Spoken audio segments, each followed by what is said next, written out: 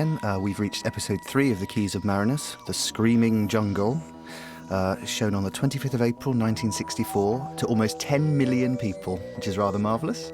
My name's Clayton Hickman, and I'm here with director John Gorrie, with William Russell, Carole Ford, and the designer Ray Cusick. And this is the first episode without William Hartnell. Can I say right up that since we've just heard it, that I think one of the best things about the whole series, not just Keys of Marinus, but Doctor Who as a serial, is the music. That opening music, I think, is amazing, absolutely amazing. Fantastic. And I cannot tell you how unusual it was in its day. I mean, and nowadays it's the sort of thing you hear all the time because they do electronic music. But in those days it was very, very extraordinary, and I still think it holds up to this day. Wonderful absolutely. Music. BBC Radiophonic Workshop. Yes, absolutely. Yeah. Absolutely classic piece of music. Now, Ray, we have another whole new set for you this week. Yes. Lots of greenery by the look of it. They're looking at the jungle and so on. They can't really move, as John has said before. There isn't that much jungle for them to move about. Space, so they have to look as though they're looking at a vast area of forest. That's effective there, isn't it? All that stuff. And was Grandfather all right? Yes. I didn't want to stay until the last possible moment. There is a lot of having to look at things that aren't there in Doctor Who. It's almost an art form, I guess, for you guys.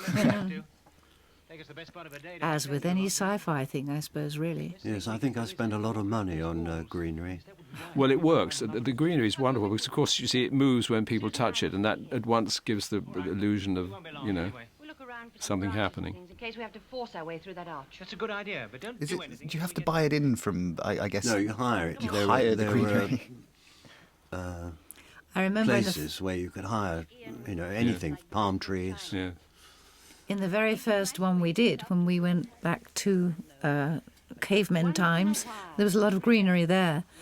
And I found a lizard in some of the greenery. And the poor little thing was getting all dried up under the lights. So I took it to my dressing room and I put it in my wash basin. And I kept that lizard for a long time at home in my garden. Yeah. Tapping and whirring all mixed up with the... Unfortunately, we found some rather more unpleasant things in our furry jackets. Ooh. Were you bitten to death there? Do you remember, Russ? I don't remember that. Oh, no. I was bitten to death. Yeah. Ah. The perils of Doctor Who. Oh, there. yeah. I've Different never kind of seen monster. vegetation as dense as this before. It'll overrun the building in time. You had a lot of sort of disturbed acting to do as Susan, didn't you? There was always things that attack her mind, and it was always a bit...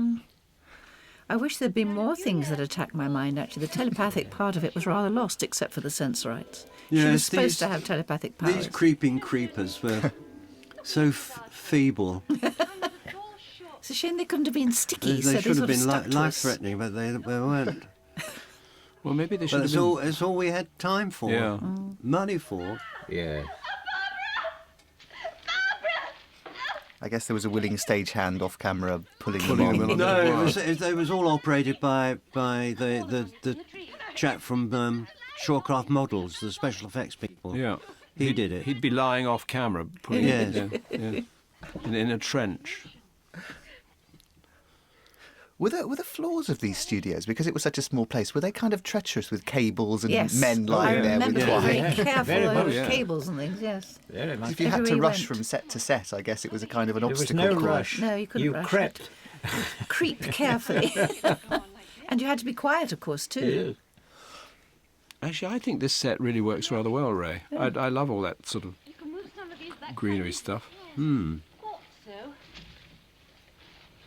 Yes, that looks great, doesn't You it? see, that does look wonderful. good, I'm not sure.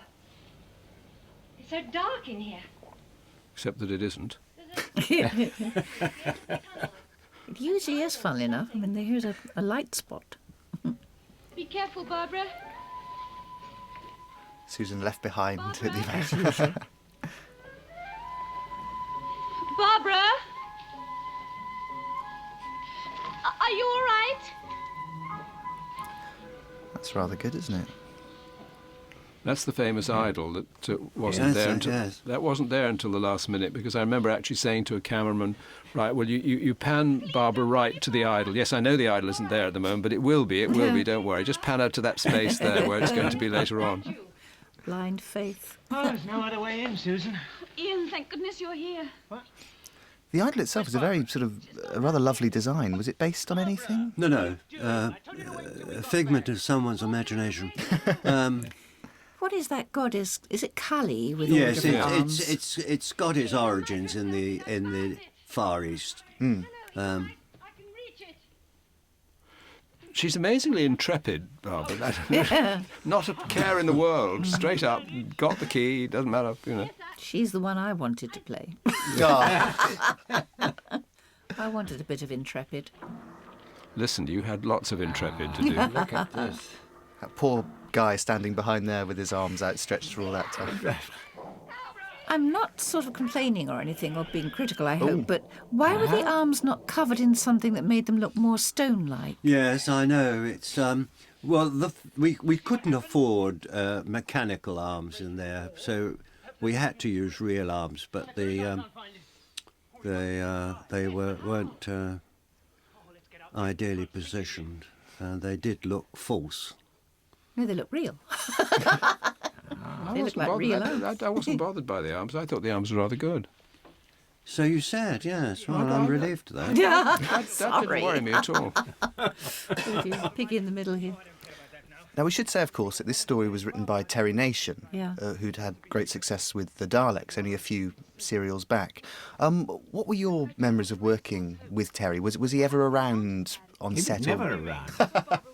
I never saw him. I don't think I ever met him. Yeah. I might be wrong. don't remember It's him a being- long time ago, but I don't think I ever met him or discussed anything at all to do with the series with him, as far as I can Yes, remember. I met him. I was on. There was a program on BBC Two called Late Night Lineup, and Terry and I were interviewed on this. And At the time? at the time, yes. And I said to Terry, you know, it was an open-ended program, and we finished very late. And I said, I don't think I can get home at this time. He said, I'll give you a lift. Where do you live? I said, well, I live in Dulwich. He said, I passed right by it. And but he wouldn't talk about the show. He didn't seem all that interested. I saw him socially quite a lot, actually. I went to some amazing parties at his mad house. He said he bought this huge house and that it was wonderful and it had a swimming pool and come to a lovely party there. Yes, thank you very much, Terry. So went along and it was an amazing house, but it was a bit decrepit. And the swimming pool was empty, except it was full of things like, you know, didn't have supermarkets then, but the equivalent of supermarket trolleys and all sorts of weird detritus. What did he do afterwards? I mean, I don't... He went went to on, Holly- he went he on went to trying to Hollywood. persuade himself to write more and more things, and he found it very difficult. He said to me it was always difficult. And he said he finally hit upon what really made him sit down and write, and that was Money. to tell his wife, we're going, and I'm buying another house. And it was an enormous house, and it was an enormous mortgage, and it had to work. He had to work to pay the mortgage. But what- And that's what he said he did. That's But the way he made himself write. He found it so disagreeable. I wonder what he wrote. I'm not... But didn't he write Blake Seven? He created Wasn't and that wrote his? Blake Seven. Yes. Oh, Yes, yes. So, yeah. that makes sense. And went to America, worked on some ITC filmed series. And Picked up an American accent. yes, Yes, he did. and wrote for a series, I don't know if you remember it, called MacGyver in America. Yes, with, yes. Yeah. So yes, worked rather regularly till the end of his life. So Yeah. Oh, yeah. good. Because I thought he'd But sort he of... must have bought a lot of houses. Must have lots of big houses in America. Cars, planes. But Ray, I mean, for you as a designer, Terry's scripts often seem as if he has no real idea of what the budget is, as if he's writing a feature film every Exactly, week exactly. for Leiden Grove Studio D. Was that a frustration, or was it actually rather thrilling for you to have to design to these mad, overblown? Thrilling is not quite epics? the word. It was a challenge, really. But as a young designer at the time, I wasn't in a position to argue. So I just had to get on with it. But and do it. that's how it should be. A writer should write ambitiously. It's no good if I mean, I don't know whether Verity gave him strict limitations, said you can't do this and you can't do that. But a writer should write what he wants to write and what inspires him. And if it's then hell for everybody else because they have to bust a gut to get it right and spend, do it on a small budget, then that's as it should be. I mean, I think the idea of writers being, which I'm afraid happens now, they're told more or less what they can write and what they can't write. It doesn't make for such good television. You're not hurt? No, just a bit shaken. It does look like rather a big set, this, actually, Ray. There's lots of different areas in this It garden. looks bigger than it actually is, really. It's because it's cleverly There were shot. they're all just corners of the same studio. Thank you, Carole. My pleasure. It is actually easier to shoot sets that don't have... This doesn't have hard edges. Sets with hard edges are much more difficult to shoot. Yeah. This, because it's all soft and foliage, it makes it much easier. Well, we take it very slowly. That doorway looks a good place to start. Any idea where it leads to? No. Into the building, I suppose. We're looking up rather high there, aren't we? We're sort of down... Come on. Yes, down a I'm fair probably... bit. I think I'm off the set a bit in the centre left there, but only you can't tell because it's so dark. Which is fine. You shouldn't... It doesn't matter if you're off the set as long as... The space was so restricted. Just below the control room was a room called racks where they controlled the picture quality. And sometimes, for the boom to get into position, they had to open the door of racks so that the back of the boom could go into the room. Yeah. It is amazing what you all managed to get done in those tiny studios. We were and under amazing, those weren't we? You were amazing. Absolutely. I think absolutely. I think there are actors today who would look in horror at what you had to go through to make 25 indeed minutes they of would. drama every week as they sit in their trailers sipping champagne. Well, a lot of actors wouldn't believe that you could do it. Now, this is an actor called This is Edmund Warwick. Again, Yes? isn't it? Edmund Warwick, yes. Yes. It's Darius.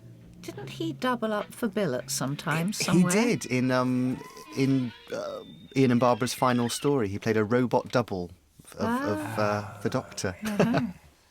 So someone must have thought he looked rather like William Hartnell. Ian!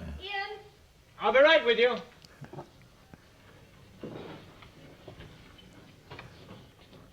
William, you do have a wonderful rapport with Jacqueline Hill.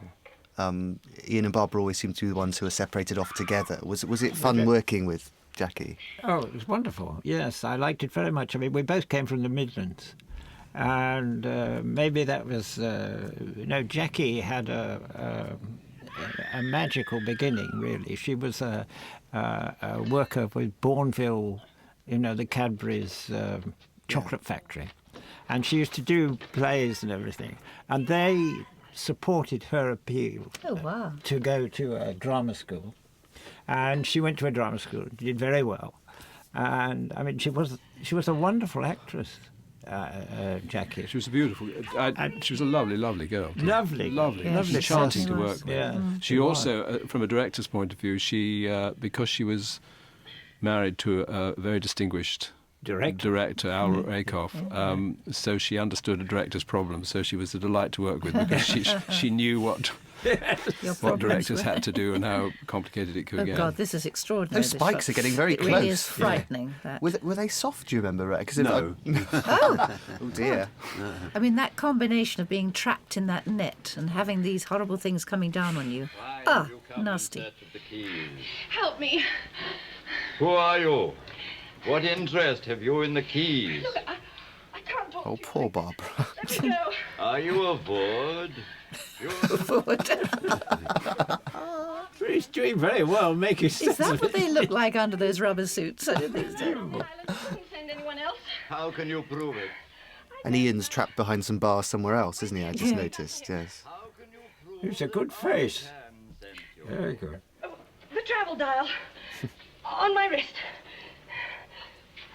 Oh, poor Barbara. I will examine this. I've just noticed that all the wise people, the wise old people in this series, talk as if they were archbishops. Yes. It's most extraordinary. They all talk in this very strange sort of pontifical way, as if they were pronouncing from a great height. I mean, George did it to some extent, and Edmund is doing it in spades. Yes. You're doing that brilliantly, William. Look at that. Forcing that button. Well done. I'm through. Oh. Ah. You see, in a good world, we should have seen that starting to happen. Yeah. But probably it was too difficult and it would have taken too long to arrange. But one should have seen him walking along and something come out and grab him. But it was probably... Triffid-like. Ooh, yes, absolutely.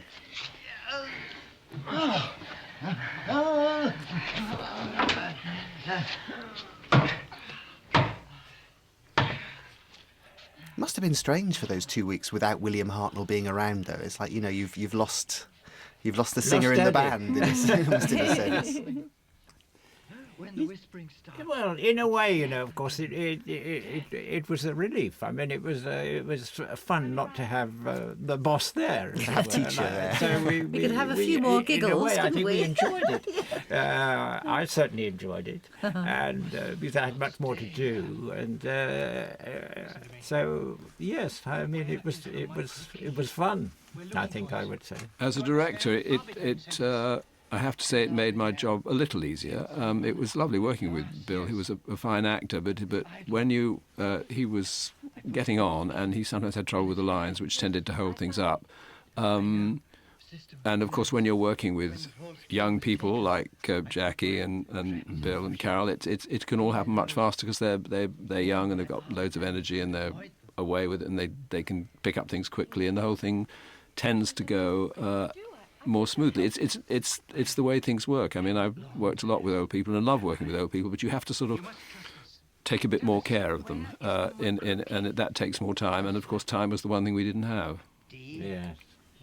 I probably missed him more than most because, you know, we had this very specific grandfatherly, granddaughterly relationship, and so therefore the part was written for me very much in that vein. So this is probably why I disappear quite a lot in this, because they don't know what to do with me.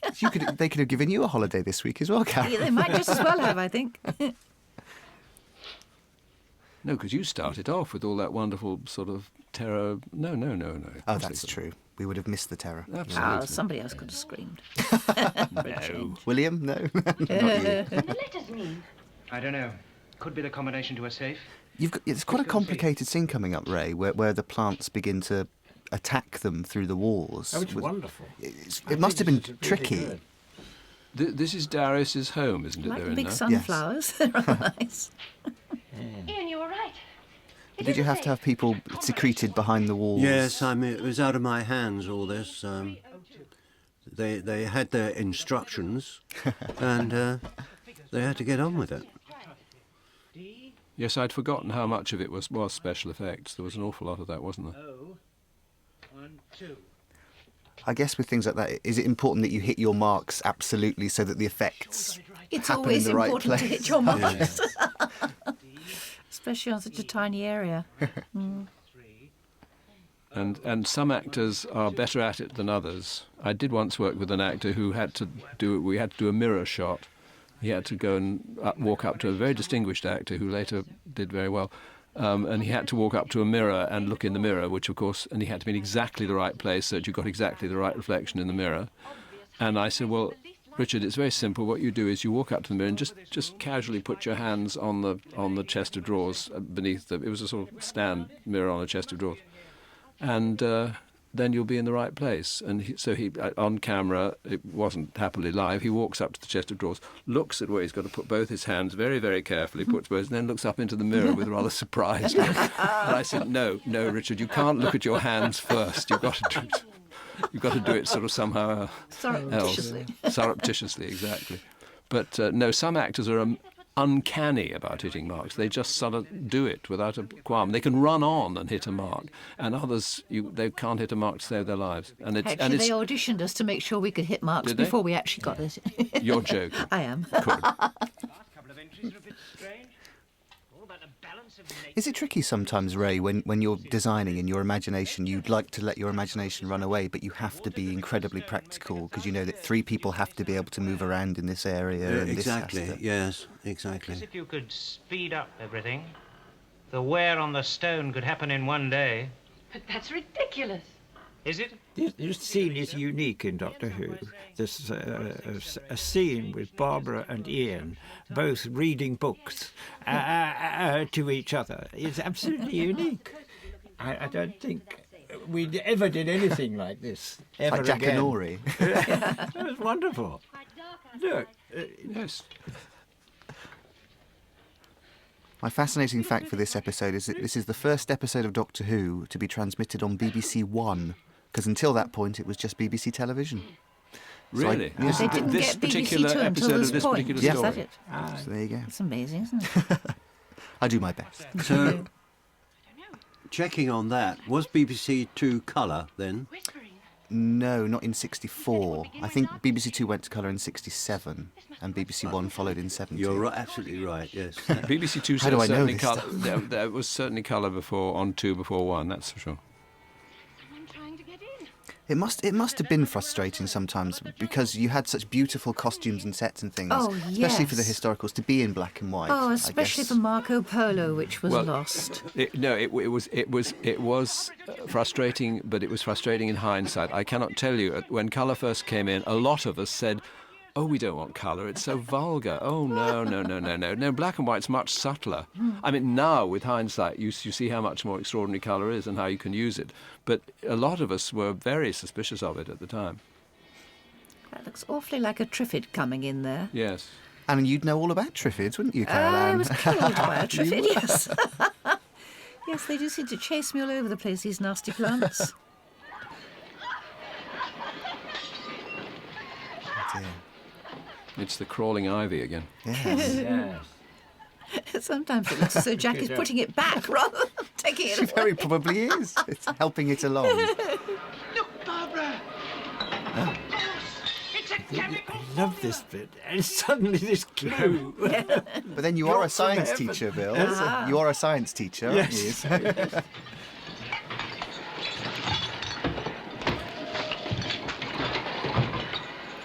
Did the resolution of TV in those days, 405 lines, Ray, did that help to sometimes paper over the Yes, cracks? it slightly diffused the picture and covered a multitude of sins. Oh, I love this bit when you're zapping that plant out of the way. Get out the way. Is this In a minute. There you go. Oh, Oh, what that's a happened to rather Oh, brilliant it is, cut. this is winter coming. Oh. Yes. Far below zero. Barbara, this winter. It's a very good wheeze, this. I mean, maybe it's an obvious thing to do, but it always struck me as terribly clever that you had the first scene of the next episode at the end of the previous one. Because that's very effective, from this jungle to this extraordinary Yeah, bleak it is. snow rock and... The snows of terror. Good. Oh, and William Hartnell still gets a credit. No, he's not there. His spirit Maybe is with he them. insisted. Well, they all get credits, because Altos and Sabitha weren't in that one, were they? Oh, they At were the at the very very beginning. beginning. I suppose right at the very beginning, yes. Good.